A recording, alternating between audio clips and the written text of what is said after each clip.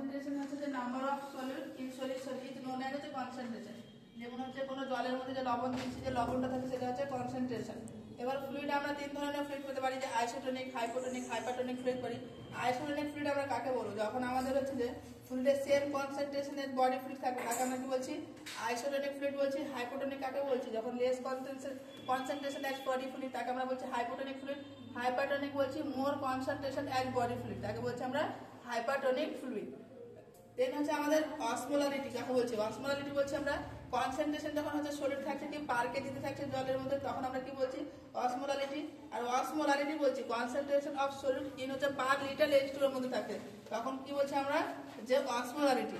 তা আমাদের মেইনলি হচ্ছে কনসেন্ট্রেশন আমরা কি করে দেখি, যে এই যে কনসেন্ট্রেশনটা হচ্ছে যে 250 থেকে 370 মিলিমোল পার লিটারের মধ্যে যদি থাকে তাহলে সেটা হচ্ছে যে আইসোটোনিক ফ্লুইড। এবার হচ্ছে যদি 250 থেকে কম হয় তখন আমরা বলবো হাইপোটোনিক ফ্লুইড, আর যখন 370 থেকে বেশি হবে তাকে আমরা হাইপারটোনিক ফ্লুইড বলবো। এবার আইভি ফ্লুইড আমরা দু ধরনের পেতে পারি, একটা হচ্ছে কলয়েড, একটা হচ্ছে ক্রিস্টালয়েড।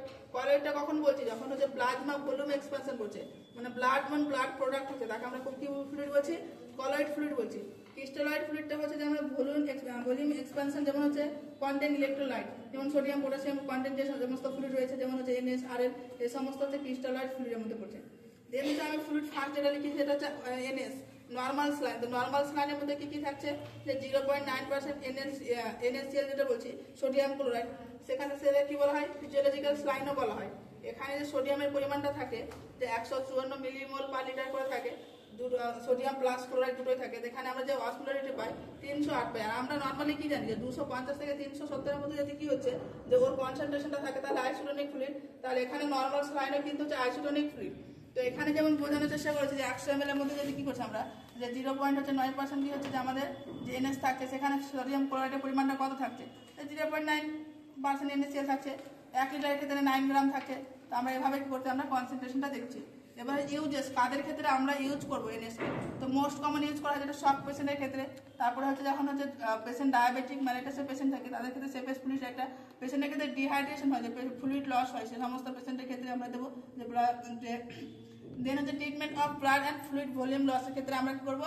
NS ইউজ করবো। বা উন ওয়াশিং, যখন কোনো পেশেন্টের যে উন বা ড্রেসিং সাইড আমরা ওয়াশ করি বা ক্লিন করি তখন ইউজ করি, বা যখন ইনজেকশন দিয়ে ডাইলেট করে তখন আমরা করি NS ইউজ করি। কন্ট্রাইন্ডিকেশন ক্ষেত্রে কাদের ক্ষেত্রে রাখবো? যেমন হাইপারটেনশন পেশেন্টের ক্ষেত্রে বা কার্ডিয়াক প্রবলেম পেশেন্টের ক্ষেত্রে, ক্রনিক হার্ট ফেলিয়ার পেশেন্টের ক্ষেত্রে আমরা কি করছি যে পেশেন্টের ক্ষেত্রে NS হচ্ছে কন্ট্রাইন্ডিকেশন রাখছি।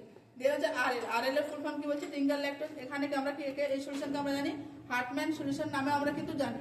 তো এখানে আমরা কোথায় কোথায় ইউজ করবো? মোস্ট কমনলি ইউজ দেখা যায় ডায়রিয়া পেশেন্টের ক্ষেত্রে বা এমার্জেন্সি ফ্লুইডের ক্ষেত্রে আমরা কি করি যে RL মেনটেন করি, বা বার্ন পেশেন্টের ক্ষেত্রে যেমন আমরা পার্কলাইন ফর্মুলা মেনটেন করে আমরা কি করি পেশেন্টকে বার্ন ফ্লুইড রিসার্সিটেশন করি, বা হাইপোটেনশন পেশেন্টের যদি বিপি কম থাকে সে সমস্ত পেশেন্টকে, বা ইলেকট্রিক্যাল শক এই সমস্ত পেশেন্টের ক্ষেত্রে আমরা কি করছি RL ইউজ করছি।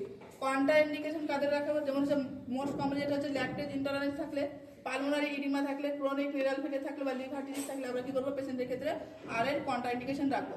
দেন হচ্ছে ডিএনএস এর ফুল ফর্ম কি হচ্ছে? Dextrose normal saline. এখানে আমরা কাদের ক্ষেত্রে ইউজ করবো? যখন পেশেন্ট হাইপোগ্লাইসেমিয়া থাকে বা ডিহাইড্রেট পেশেন্ট থাকে, উইকনেস ফ্যাটিক এই সমস্ত পেশেন্টের ক্ষেত্রে আমরা কি করছি? ডিএনএস ইউজ করছি। কন্ট্রাইন্ডিকেশন কাদের ক্ষেত্রে রাখবো? যেমন ডায়াবেটিক পেশেন্টের ক্ষেত্রে, বা ওপেন উন্ড থাকলে পেশেন্টের ক্ষেত্রে, বা হচ্ছে পেশেন্টের হার্ট প্রবলেম, কিডনি প্রবলেম থাকলে এই সমস্ত পেশেন্টের ক্ষেত্রে আমরা কি করছি? ডিএনএস কন্ট্রাইন্ডিকেশন রাখছি।